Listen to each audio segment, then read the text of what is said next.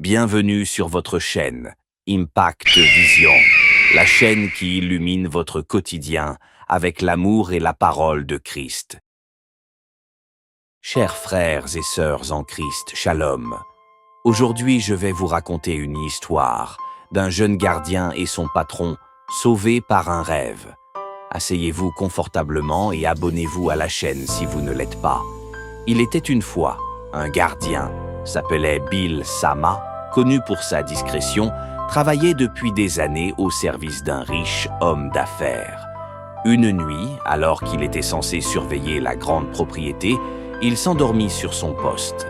Pendant ce sommeil inattendu, il fit un rêve troublant. Il voyait son patron mourir dans un accident d'avion. Le rêve était si clair, si réel, qu'il se réveilla en sursaut, la poitrine serrée par une angoisse inexplicable. Le matin venu, Bill, encore secoué par son rêve, décida d'en parler à son patron.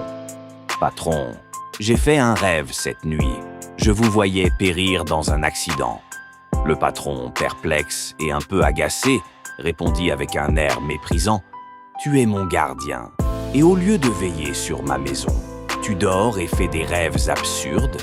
Cela prouve que tu n'es pas à la hauteur de ton travail. » Bouillant de colère, il conclut sèchement. « Ce soir, tu es renvoyé. » Bill quitta son poste sans protester, déçu, mais respectueux de la décision de son employeur. Cette nuit-là, alors que la maison restait sans surveillance, un voleur opportuniste s'introduisit dans la demeure.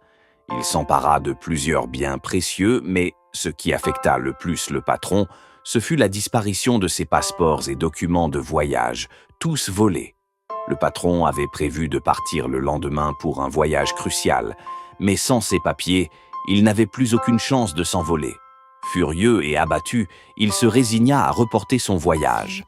Mais le jour suivant, la nouvelle éclata. L'avion sur lequel il devait embarquer s'était écrasé en mer, et aucun des passagers n'avait survécu. Soudain, le patron réalisa l'ampleur du rêve du gardien. Celui qui l'avait méprisé et renvoyé avait peut-être été le canal d'un avertissement providentiel.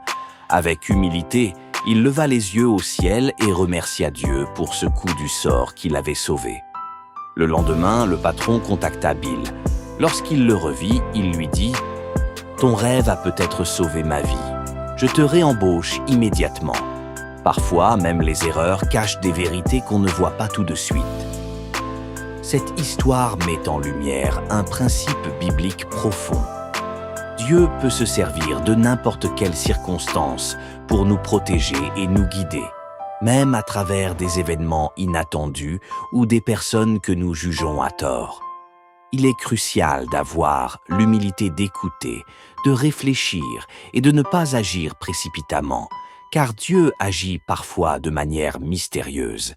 Le verset qui s'applique parfaitement ici est tiré de Proverbe 19, 21. Il y a dans le cœur de l'homme beaucoup de projets, mais c'est le dessein de l'Éternel qui s'accomplit. Dans cette histoire, le patron avait ses propres plans et a jugé le gardien uniquement sur son erreur apparente de dormir pendant son service. Cependant, Dieu avait un plan plus grand, en utilisant même un rêve pour empêcher une tragédie. Cela nous rappelle que nos plans humains, bien qu'importants, sont toujours soumis à la volonté souveraine de Dieu. Apprenez à écouter avec discernement, même lorsque les circonstances semblent contraires à la logique humaine. Dieu peut utiliser des moyens inattendus pour nous avertir ou nous protéger. Ne rejetez pas trop vite ce que vous ne comprenez pas. L'enseignement de Jacques 1,19 est aussi pertinent ici. Sachez-le, mes frères bien-aimés, ainsi que tout homme soit prompt à écouter, lent à parler, lent à se mettre en colère.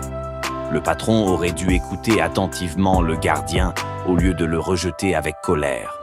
Il aurait ainsi compris plutôt que Dieu était peut-être à l'œuvre à travers ce rêve. En somme, soyons ouverts à la sagesse divine, même lorsqu'elle se présente sous des formes inattendues, et laissons Dieu diriger nos pas selon sa volonté.